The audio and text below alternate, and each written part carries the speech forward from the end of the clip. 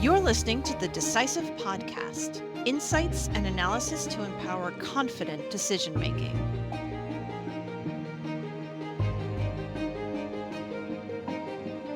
Hello, and welcome to the Decisive Podcast. I'm your host, Kristen Hallam. The episode that follows is taken from our recent client webinar on mapping geopolitical volatility, focusing on how challenges to governments in Venezuela and Iran could play out globally. Joining me for the discussion were John Rains, Head of North America Country Risk, Jack Kennedy, Head of Middle East and North Africa Country Risk, and Jeffery McElroy, Senior Analyst, Asia Pacific Country Risk. Let's listen now. We'll start our discussion with you, Jack. Our war risk assessment for Iran has been severe for a year now. The United States is using deployed naval assets to project the willingness to use force to bring about concessions from Iran, primarily on the nuclear issue. What pathways do we see to a potential escalation of the situation there? Yeah, thanks, Kristen. We've definitely seen a clear step up in the likelihood of escalation in the Gulf over the past month. And like you say, this isn't a new risk. For over a year, we have maintained a severe regional war risk forecast, which was primarily centered on Iran and Israel with a high likelihood of US involvement, because the core drivers from last year's war in June remain unresolved. Right? And this is the uncertainty and ambiguity around Iran's nuclear program, particularly its intent towards weaponization, and the fact that there's been no resolution to Iran's efforts to rebuild its ballistic missile capability, especially those systems that can reach Israel. So what has changed is the U.S. posture. So the initial U.S. condemnation of protest suppression in Iran has shifted into a more public signaling that the U.S. is now prepared to use force to extract concessions from the Iranian government. And those concessions probably center on the nuclear issue. But again, there's also these questions around Iran's missiles and its support for regional proxy groups as well. Now, we think that the U.S. administration would prefer to achieve its objectives through some kind of Iranian political submission, but the probability of military action is going to continue to rise materially if negotiations or attempted negotiations stall or they fail. So if we look at 1 month ahead and there's no U.S. withdrawal or there's no major Iranian concessions, both of which we view as quite unlikely, we see 4 main escalation pathways. Israel is also highly likely to be involved in these given its alignment with U.S. objectives. And the scenario that we currently think is most likely without a deal would be a coordinated U.S. or Israeli attack on Iran. A second most likely scenario is a more limited U.S. attack or strike. This would be a more targeted operation, calibrated to try and avoid a full-scale war and probably focused on military or nuclear sites and probably including wide cyber attacks as well. And the other 2 scenarios that we put together, the ones that we consider slightly less likely, would be a partial naval blockade of Iranian, probably oil exports. And then the least likely scenario is a targeted strike specifically on Iran's supreme leader. All right. Thank you, Jack. Now, while we probably don't have time to go industry by industry here, what can you tell us about the impact to businesses if we do see an escalation, Jack? And could you highlight maybe a couple of industries and discuss our data-driven approach to assessing this kind of impact? Yeah, so if we look at our highest risk, most likely scenario, this one of the combined strikes from the US and Israel on Iran, the most immediate and severe impacts of that would be felt in the energy and infrastructure sectors. So oil production, export facilities, refineries, ports, and critical utilities right across the Gulf would be at very high risk of direct attack or collateral damage, especially in a wider and sustained strike scenario. Disruption of exports through the Strait of Hormuz would probably cause increases in energy prices over time and insurance costs globally to increase. Added on from that, we'd expect to see the transport and supply chain sectors particularly being impacted. A partial blockade or attacks on shipping would disrupt freight, logistics, and wider aviation in the region and have a global impact on the back of that. And we've worked very closely with our modeling team to use our proprietary global link model to quantify what the economic impact of this wider conflict scenario would be, one that causes significant disruption of traffic through the Strait of Hormuz and in the Red Sea. And we can say that we'd expect a 1.7% decline in global GDP in the second quarter of this year, followed by a relatively swift recovery as energy markets stabilize. We'd expect an initial increase in global oil prices by about 30% based on deviations from historical trends. And the media region specifically would be the most impacted in this kind of a scenario. And we're basing that on the kind of infrastructure destruction that we're expecting to see in this wider sustained conflict scenario. Thank you for that, Jack. The economic impact was of great concern for our clients. John, let's bring you in for the U.S. perspective on this. What is President Trump likely to do here, and what is he trying to achieve? Yeah, that's a great question.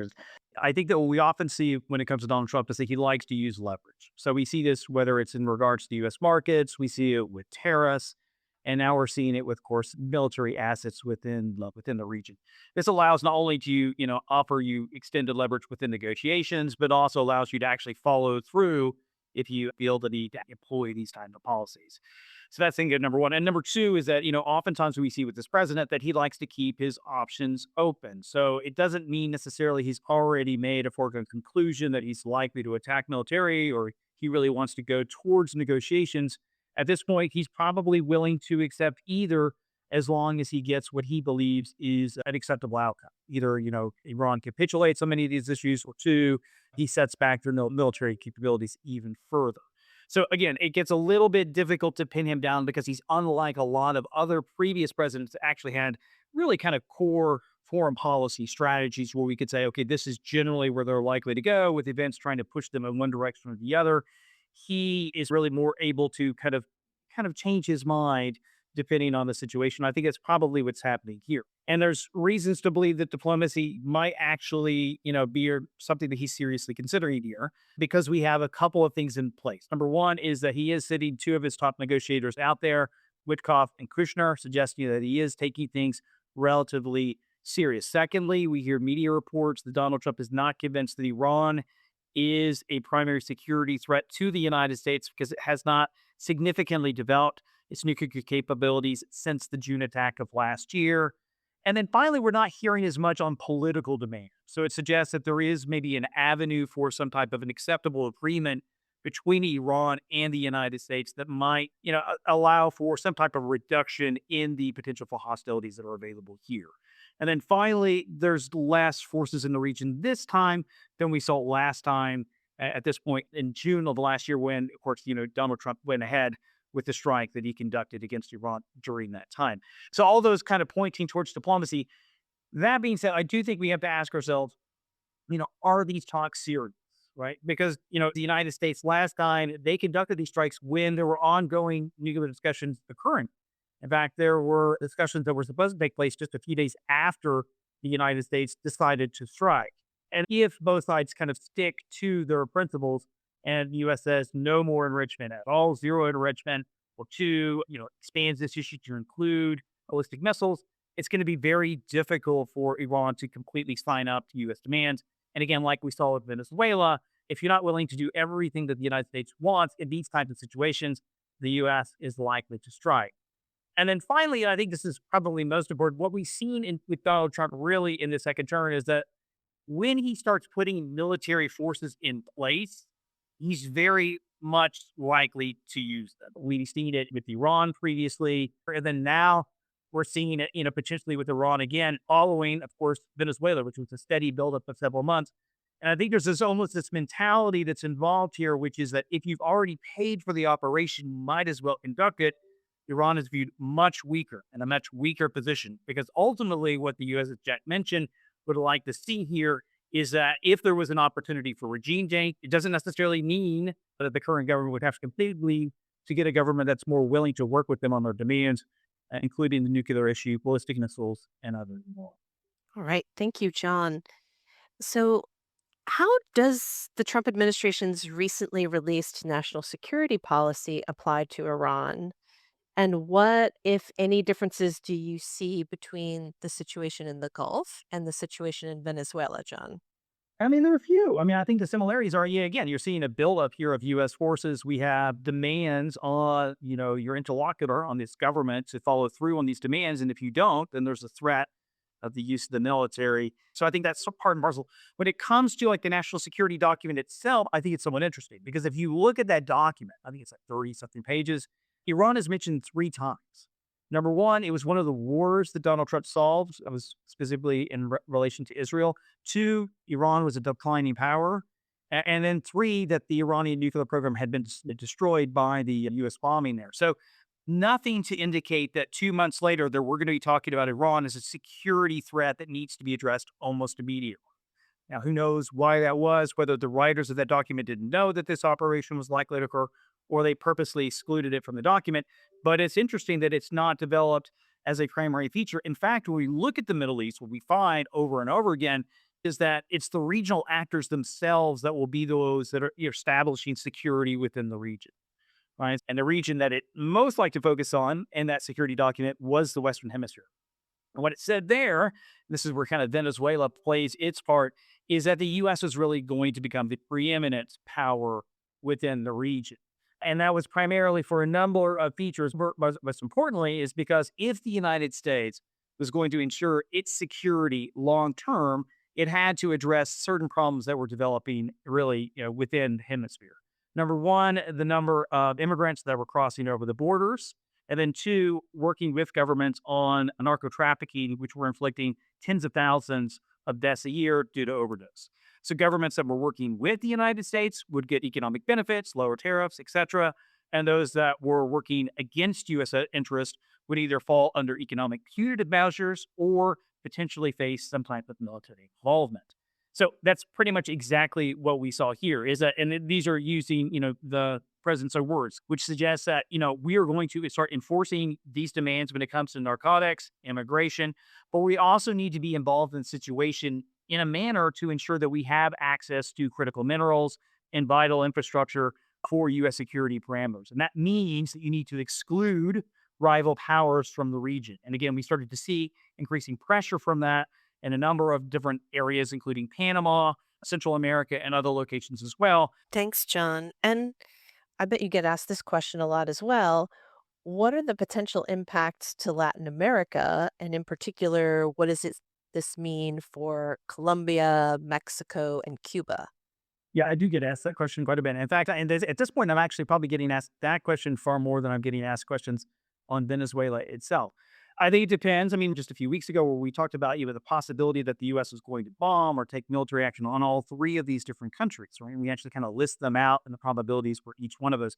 And the president himself has mentioned the possibility of using military forces on each one of these locations for different reasons. So for Colombia, that had been mentioned repeatedly. He wanted to bomb cartel sites inside Colombia, mainly rural areas. And what we found there was the Colombians were very proactive as far as like, number one, highlighting their engagement with U.S. security forces. And then two, trying to get some type of phone call between their president and President Trump. And when that occurred, we began to see an opportunity for really tensions there to begin to start to relax.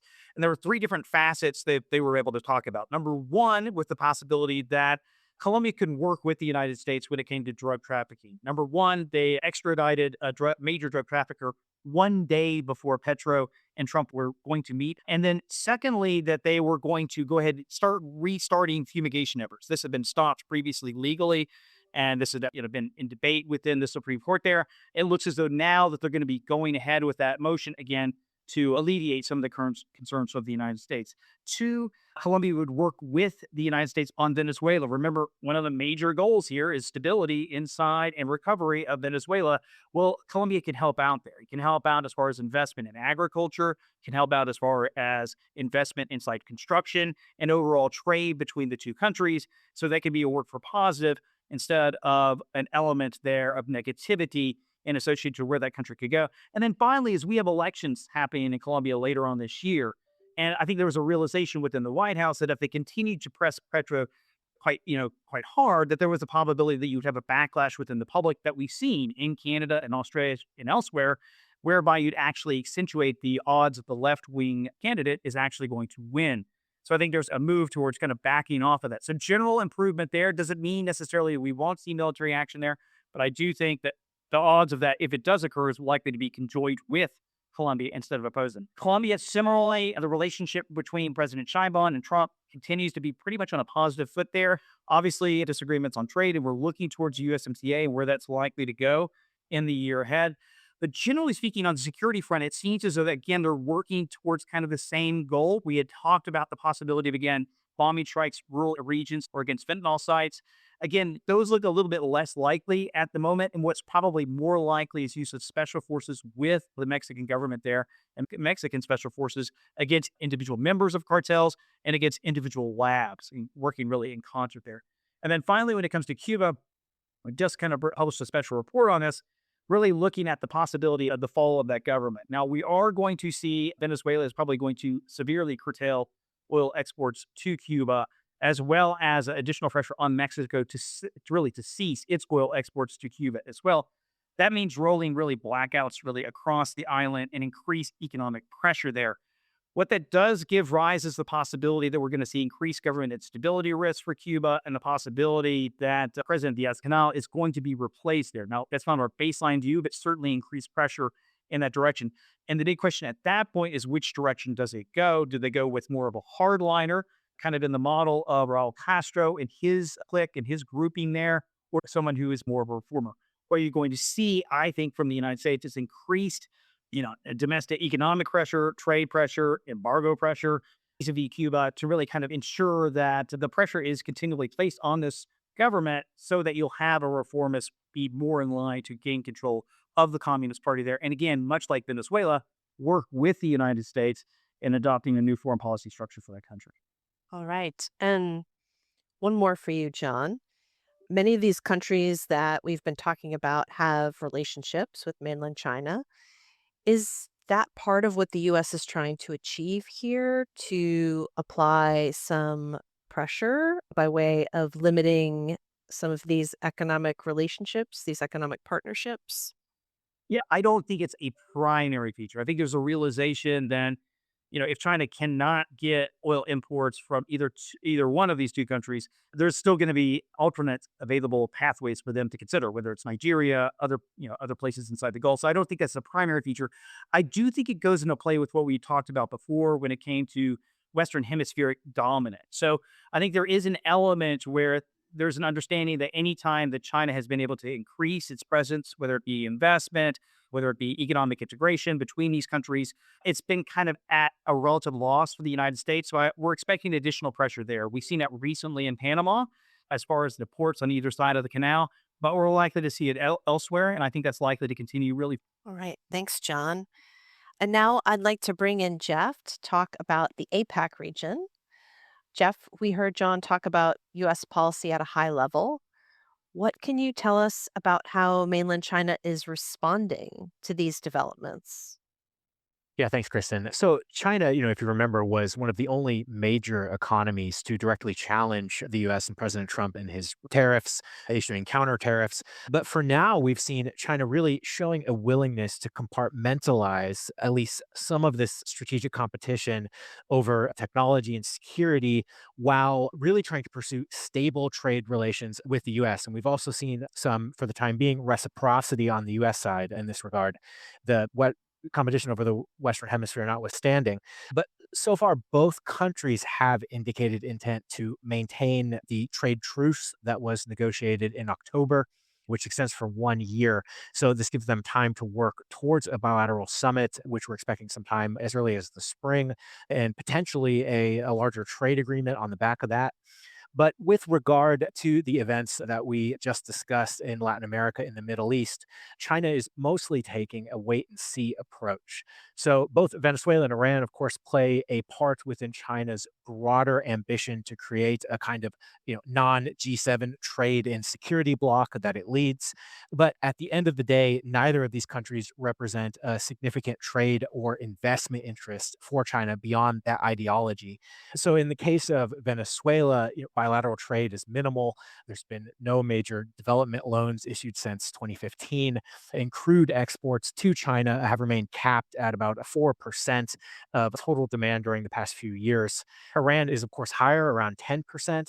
But as John said, this is something that China could easily substitute through diversification efforts, really to Russia alone. But if it wanted to avoid the sanctions route, other MENA partners or countries in sub Saharan Africa, or even recently Canada, China remains also very cautious to invest in these highly sanctioned countries like Iran.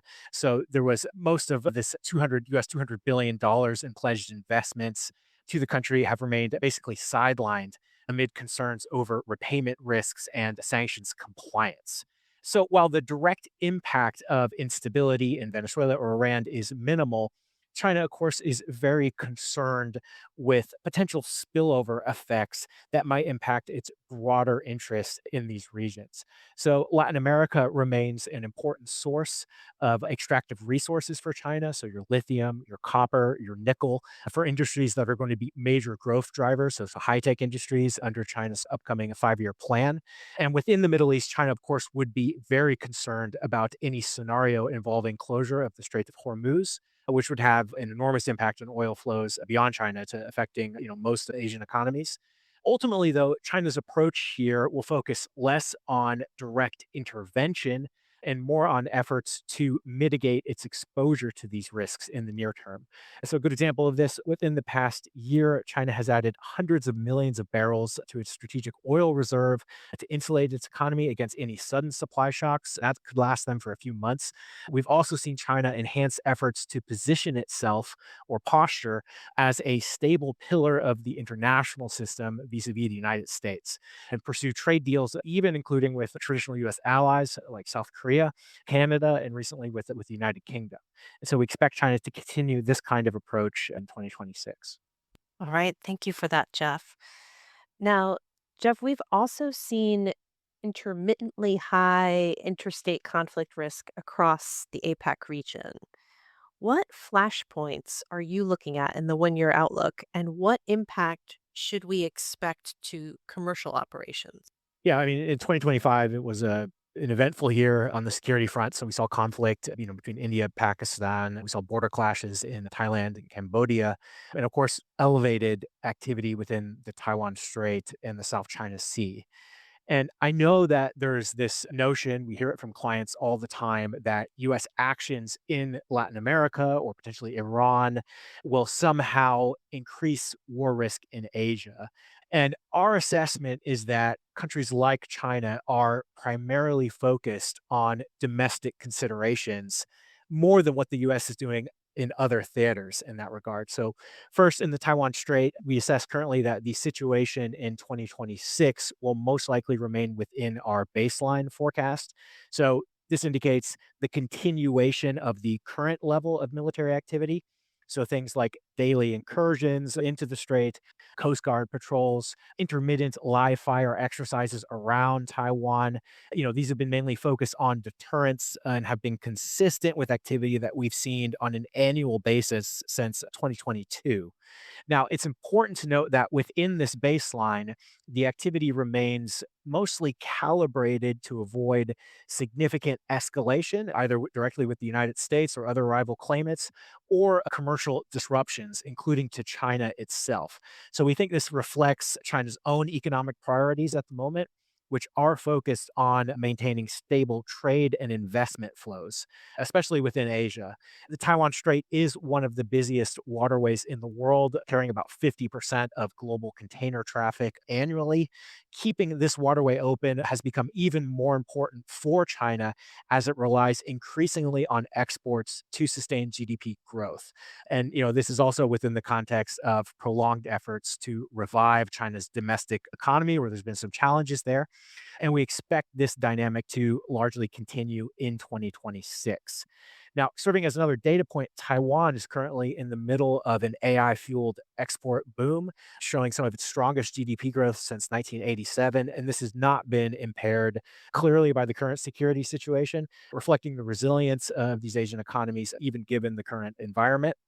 Same dynamic here is largely at play in the South China Sea, with most of the maritime enforcement operations that we see, for example, near the Philippines, falling into the category of gray zone operations. So you see China Coast Guard operating intensely there, but not much of the Navy.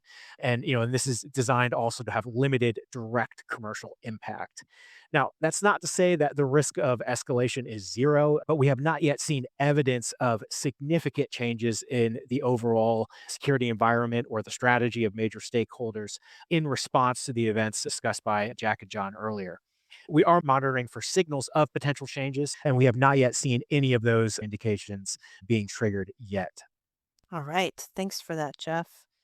Now, you mentioned South Korea and the Philippines there. And so I wanted to ask you, Jeff, how are other US allies in the region, like Japan, South Korea, and the Philippines, viewing recent shifts in US policy?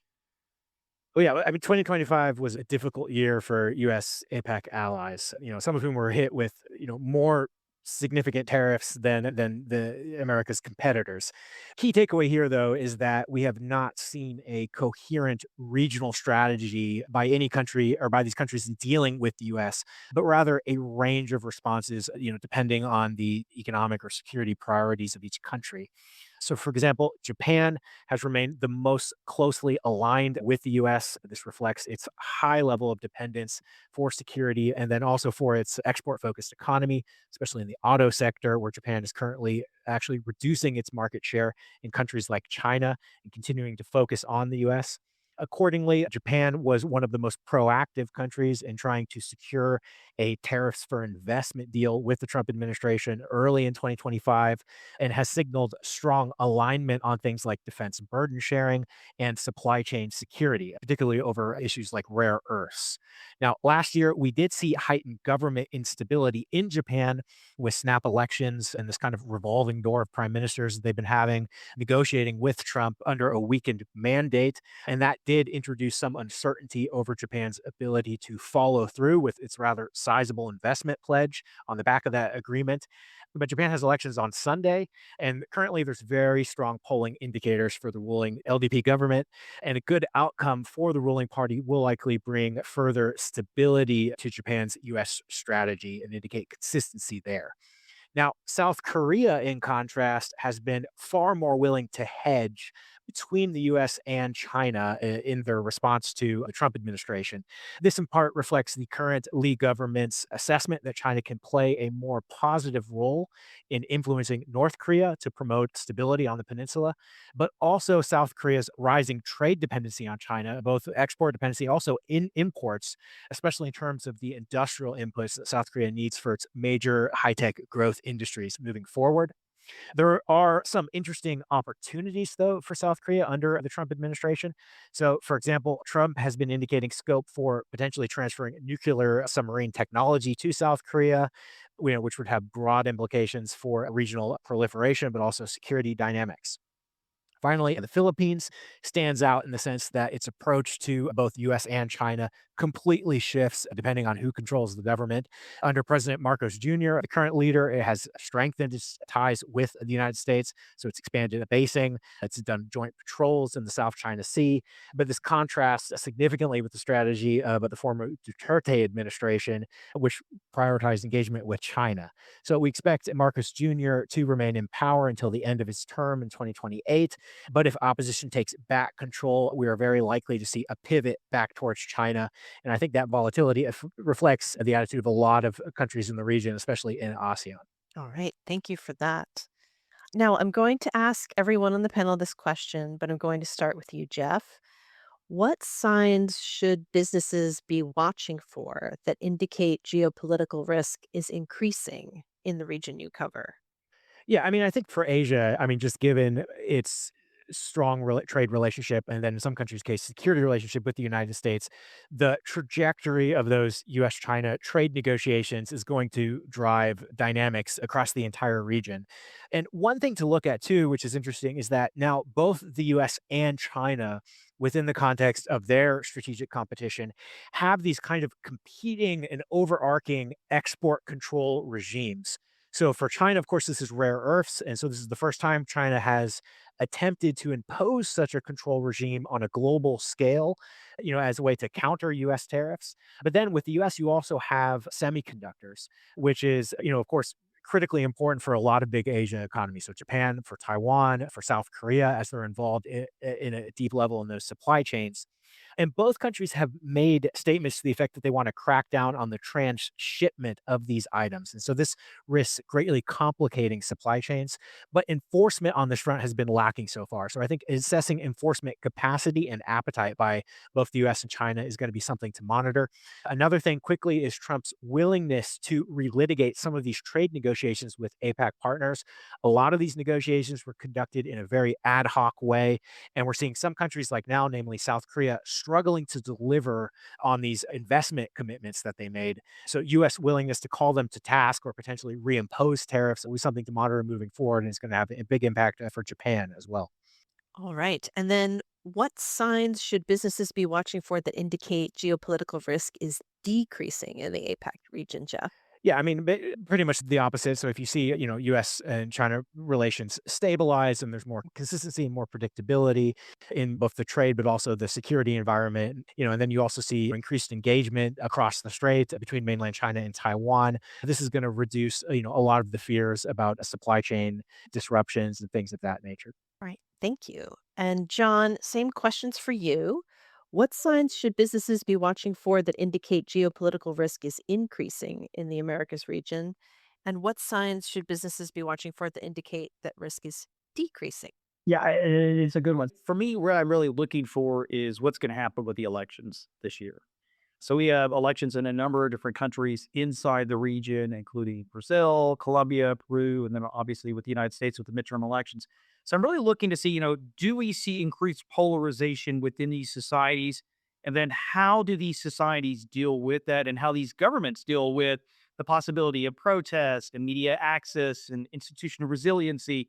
Where do we see these dynamics flow? And then after the votes are counted, how is it that the winner and then also the loser are likely to resolve themselves to those results? So do they claim foul? Do they seek address? And then, of course, where do we see the supporters go, of the losers? Do they end up fighting the government or the winners in the streets? Or do they accept their losses? And I think it's going to be a primary determinant of where we expect to see not only policy go, but more also these societies and where they're likely to see themselves in a few years if they can kind of rebalance and adjust in this kind of new world in which we see increased instability, which we've seen over several elections within the region recently, or whether they're willing to again accept their losses and move on in a more positive direction. And the second thing I think that would be interesting here is like looking at market dynamics. And just we saw that a bit when it came to Greenland and the United States most recently, where a significant downturn in US equity markets, to a degree, probably was a major factor in the decision of Donald Trump to refrain from escalating demands on the European Union vis-a-vis tariffs in respect to, sovereignty over Greenland. Do we see that happen again, and this time in other locations within the region, whether it be U.S. military endeavors with Cuba or other locations, or even with cross-regional trade issues, USMCA, Canada, Mexico, or others? How do we expect markets likely to respond when these issues arrive? And then, of course, how does that affect the individual policies of the countries that are affected? All right. Thank you, John. And now coming full circle, coming back to you, Jack. What signs should businesses be watching for that indicate geopolitical risk is increasing in the MENA region? And what signs should they be watching for that indicate that risk is decreasing? To answer that, I'd like to focus the indicators that we'd flag specifically for the immediate conflict scenarios and escalation pathways that we've been looking at and talking about today. So for our increasing risks around escalation, primarily we're looking to see if there's any additional deployment of US carrier groups or air defense batteries into the MENA region, particularly into the Gulf, which would indicate more consolidation of preparations for defense ahead of conflict escalation. Also, another important warning sign would be if there's evacuations of non-essential US personnel, particularly from bases across the MENA region, again focused on the Gulf. This typically indicates heightened security assessments and, again, attempts to try and mitigate the potential risk of casualties. We're also looking very closely at what Israel, and to a lesser extent the US, is doing as far as increasing potentially the scope or frequency of strikes against Iran's proxy groups and allied militias across the region, but really specifically focused in Lebanon, Iraq, and Yemen, and attempts to try and degrade their capabilities to respond to strikes on Iran with support operations, because those kind of strikes from Israel, from the US, it would indicate a shift in preparations, a tangible shift in preparations towards shaping operations ahead of a more sustained conflict with Iran, and would probably suggest an intent to try and limit the potential for a reach escalation impact. All right. And thank you. That's all the time we have for today. Thanks to John, Jack, and Jeff for sharing their insights with us. And thanks to you for joining us today.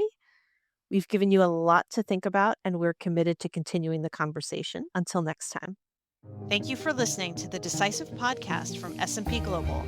Please subscribe and join us for next week's episode. Until then, stay curious and stay informed.